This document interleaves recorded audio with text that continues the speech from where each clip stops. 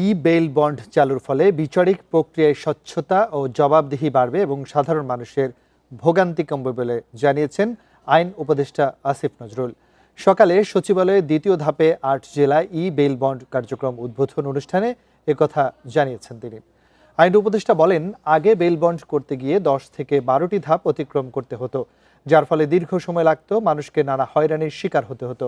ই bail bond চালুর মাধ্যমে এই জটিলতা অনেক কমবে।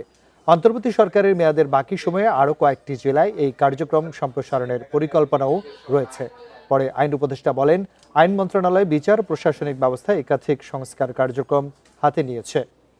বিচার প্রার্থী, আইনজীবী, বিচারকরা তাদের অ্যাকাউন্টের মাধ্যমে মামলা দায়েরও করতে পারছেন, মামলা পরিচালনা করতে পারছেন।